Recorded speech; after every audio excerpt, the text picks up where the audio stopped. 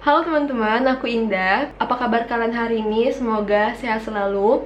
Apalagi di masa pandemi. Jangan lupa untuk tetap stay at home. Nah, video kali ini aku bikinnya pas lagi bulan puasa. Mungkin aku uploadnya nanti pas udah lebaran. Jadi aku mau ngucapin minal aidin wal faizin.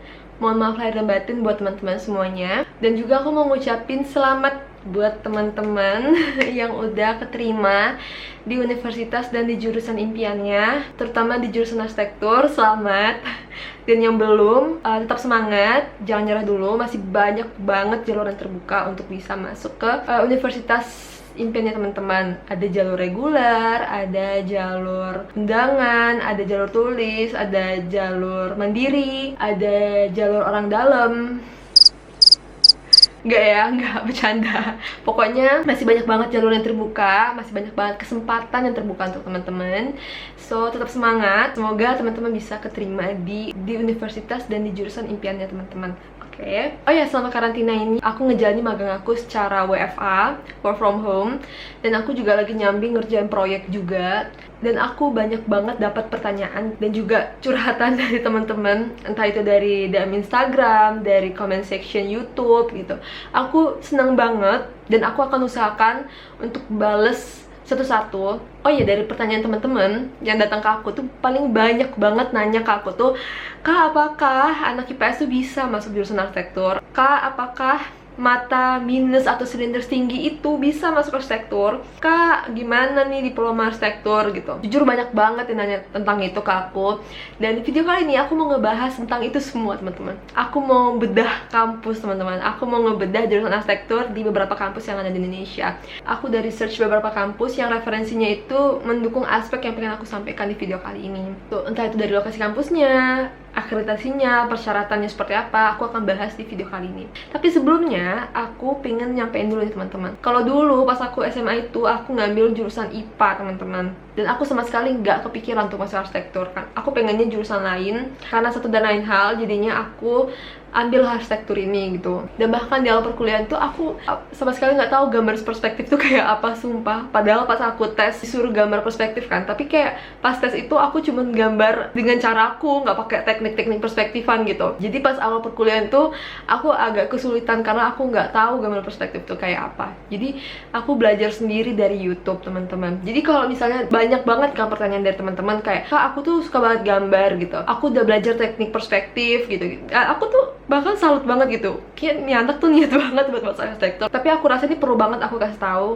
penting banget untuk mengenali jurusan yang pengen kalian ambil nanti. Supaya apa? Karena nanti pas kuliah nggak ada kesulitan gitu, karena kalian udah punya persiapan sebelum kalian udah punya gambaran kuliahnya akan seperti apa, kedepannya akan seperti apa gitu. Jadi kalian nggak ada kesulitan nanti pas perkuliahan. Jangan sampai kalian itu ngerasa salah jurusan ya, karena salah jurusan itu bener-bener gak enak. Aku pas beberapa semester pertama pas kuliah itu aku bener-bener kayak ngerasa salah jurusan. Kayak gimana ya, kalian disuruh mengerjakan sesuatu secara totalitas, tapi terhadap hal yang nggak kita senangin gitu kan nggak enak gitu. Maunya kalau kita udah punya kesempatan untuk kuliah, seharusnya kan kita bisa kuliah di bidang yang kita inginkan gitu kan, kalau bisa. Makanya rasanya penting banget untuk mengenal jurusan yang pengen kalian ambil nanti pasti kuliah gitu. Makanya setiap pertanyaan yang kalian tanyakan kalau misalnya mengenai saran jurusan, aku nggak pernah nyuruh kalian untuk masuk arsitektur gitu. Maksudnya kayak yuk masuk arsitektur, yuk arsitektur gitu. Nggak pernah kan, nggak pernah sama sekali aku menyuruh kalian untuk masuk jurusan arsitektur. Kalau misalnya kalian merasa bisa gambar, aku pasti selalu nyaranin buat kalian untuk coba explore lagi jurusan yang memang berkaitan dengan menggambar. Contohnya mungkin DKV, fashion designer, atau seni dan lain sebagainya. Aku nggak pernah nyuruh kalian buat langsung ngambil arsitektur gitu. Coba nih kalian cari tahu dulu perkuliahannya seperti apa, kurikulumnya kayak gimana, prospek pekerjaannya seperti apa, jenjang karirnya seperti apa, supaya kalian ada gambaran nanti ke depannya akan seperti apa gitu. Jadi aku nggak mau nanti teman-teman tuh masuk arsitektur itu karena si Indah nih yang nyuruh masuk arsitektur. Tahu-tahu pas udah kuliah ternyata nggak sesuai dengan ekspektasi kalian, terus kayak kuliah jadi ogah-ogahan gitu. Itu jatuhnya kayak salah jurusan kan. That's why kenapa aku nyuruh kalian untuk coba explore dulu jurusan yang pengen kalian ambil seperti apa, kenali dulu gimana kuliahnya gitu. Oke, langsung aja kita bedah kampus ya teman-teman. Untuk yang pertama, untuk PTN dulu. Biasanya kalau untuk PTN aku buka websitenya dari ltmpt.ac.id. lembaga tes masuk perguruan tinggi kalau untuk dari PTN. Di sini tuh bisa melihat daftar PTN se-Indonesia dan juga diploma. Nah, contohnya nih kayak ada Universitas Syekh Kuala, dan di sini tuh menurut aku informasinya lebih valid ya. Dan di sini juga kita bisa ngeliat website resmi dari kampusnya.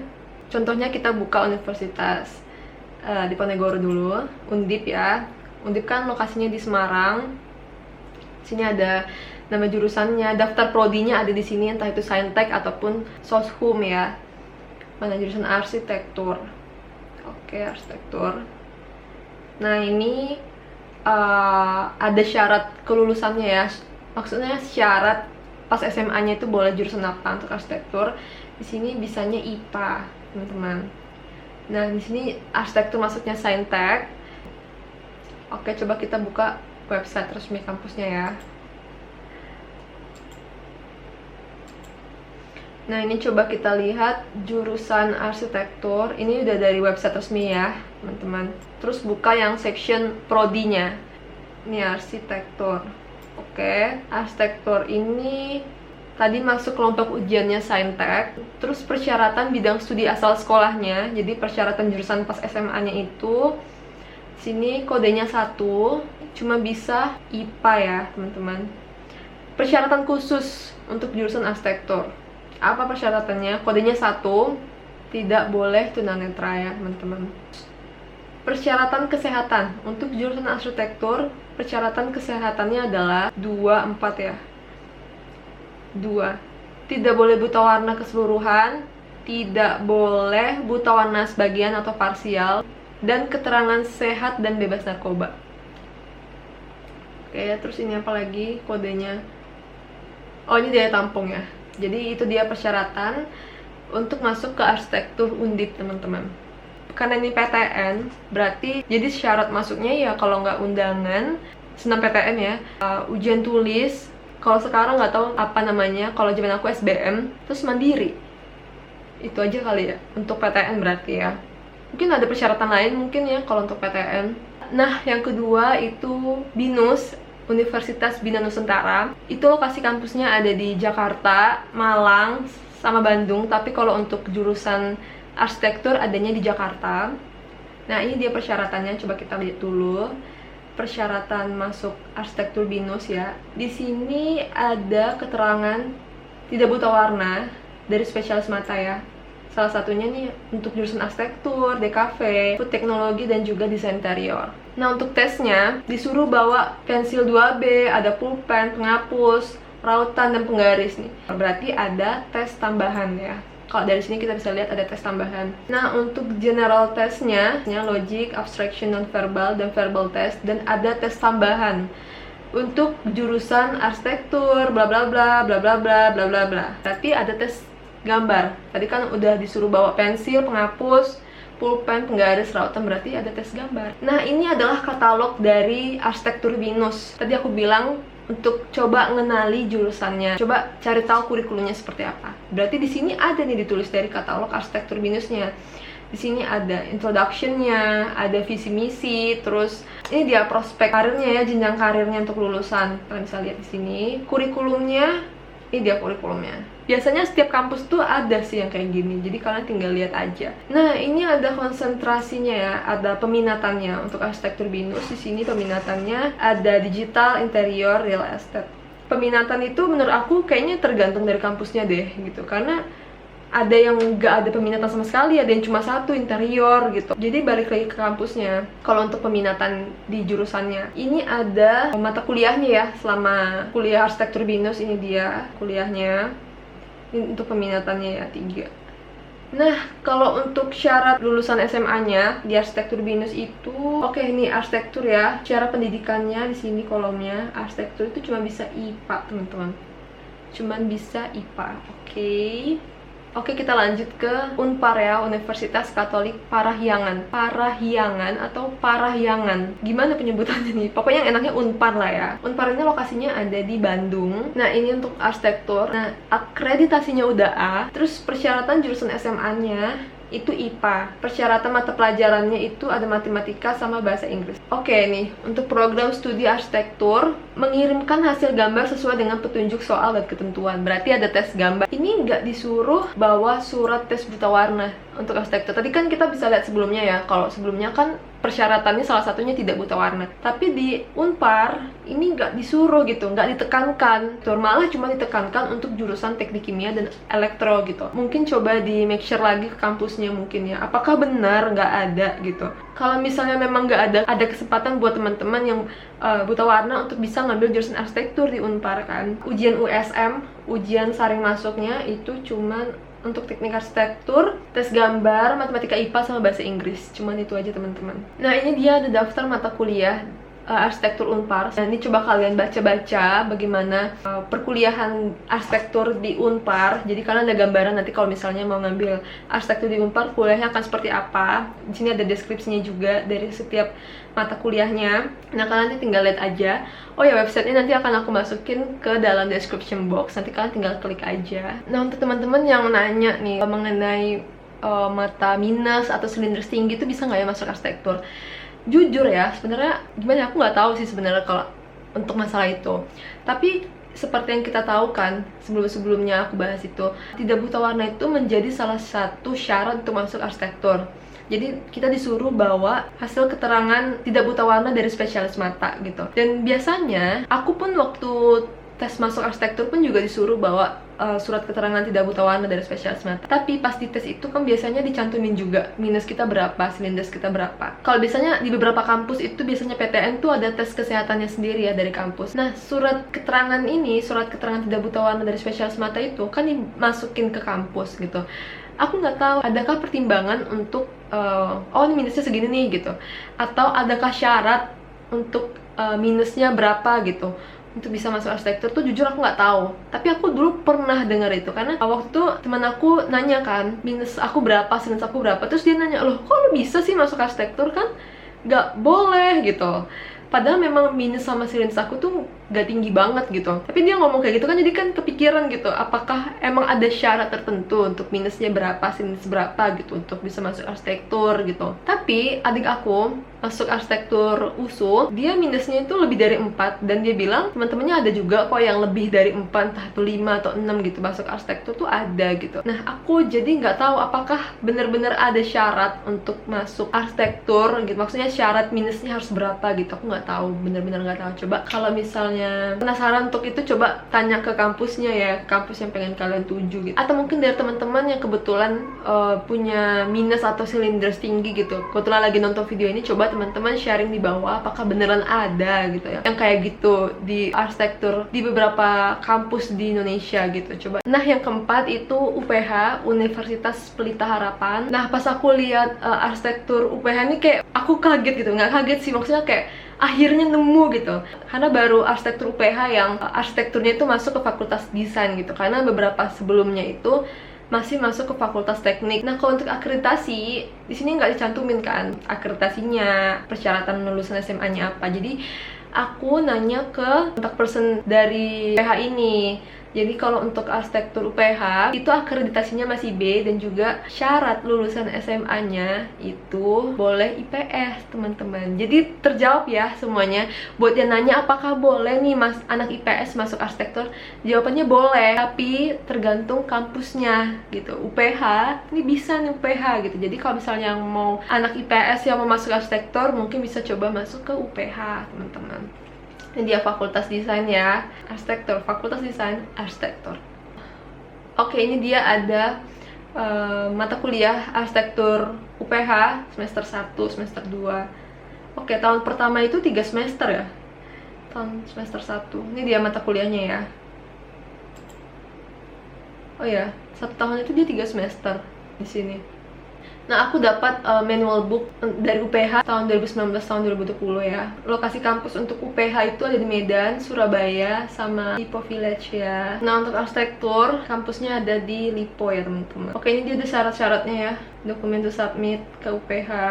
Kita nyari yang arsitekturnya aja.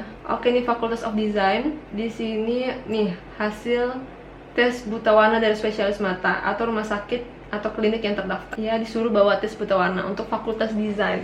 Berarti arsitektur termasuk ya teman-teman. Terus bikin esai 500 kata yang diketik. Jadi kalian bikin esai lagi nih. Nah, ini ada tes gambar School of Design, arsitektur. Nah, ini dia dokumennya. Nah, disuruh.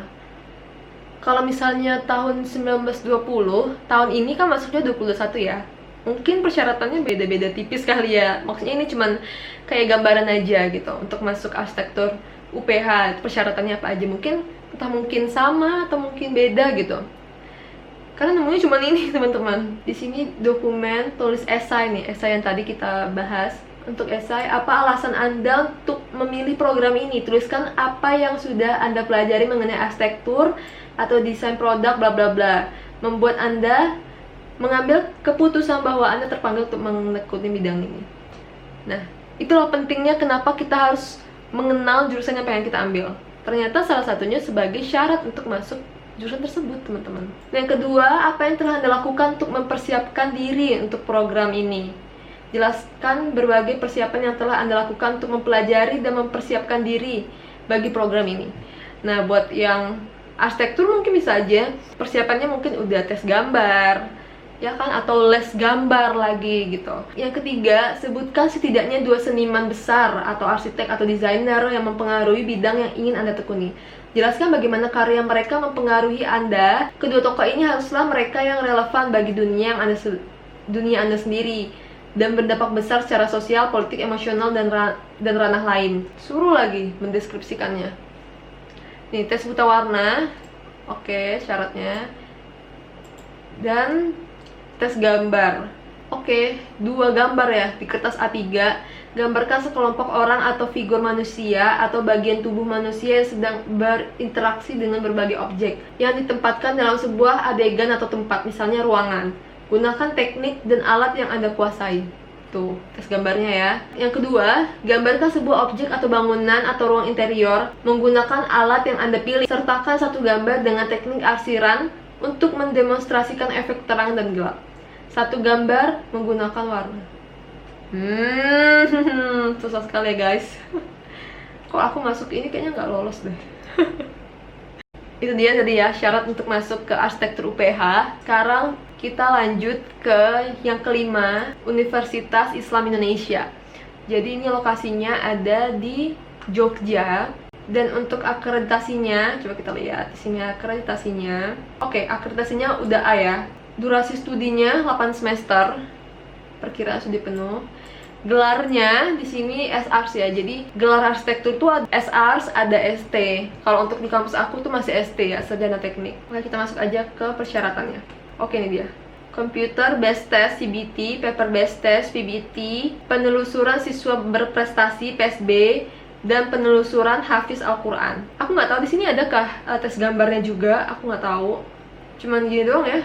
Jadi mungkin coba yang mau masuk UII, coba ditanyakan langsung aja ke kontak personnya apakah ada tes gambar juga atau enggak. Nah, di sini kan ada nih, hubungi kami, nomornya ada, nanti kalian bisa coba tanyakan.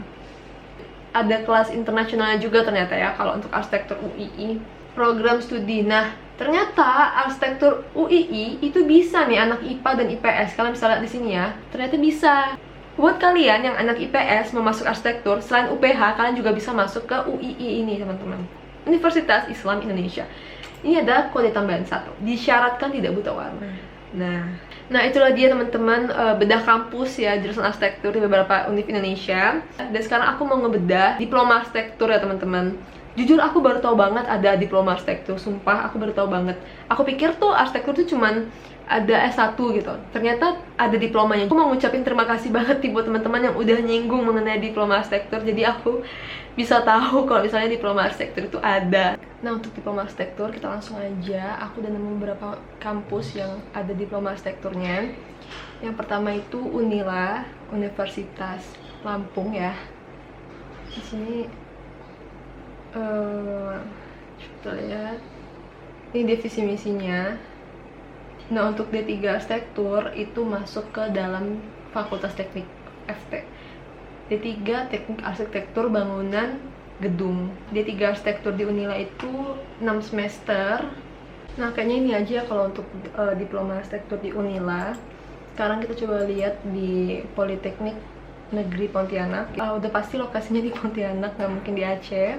Ada 3 program studinya ya. Untuk yang diploma ada program studi arsitektur D3, program studi arsitektur bangunan gedung D4, dan program studi desain kawasan binaan D4 di sini. Di 3 program studi arsitektur di sini akreditasinya masih B. Ini visi misinya, tujuan, ini dia prospek karirnya. Nah ini dia D4 program studi arsitektur bangunan gedung. Oke, gelarnya SST, Sarjana Sains Terapan. Ini dia jenjang karirnya. Oke, ini D4 program studi desain kawasan bangunan. Sama juga gelarnya. D3-nya mana gelarnya ya? Oh, nggak dicantumin ya. Yang dicantumin cuma D4-nya doang. Itu doang ya, kayaknya yang Polnep, Politeknik Negeri Pontianak. Sekarang coba kita lanjut yang ketiga, yaitu Undip. D3 gambar arsitektur ya, kalau untuk diploma arsitekturnya. Akreditasinya A, gelarnya ahli media. Ini dia materi yang dipelajarin, prospek jenjang karirnya, masih ada pembelajarannya.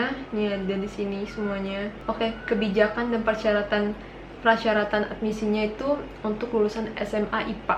Jadi cuman anak IPA yang bisa ngambil D3 gambar arsitektur di Undip.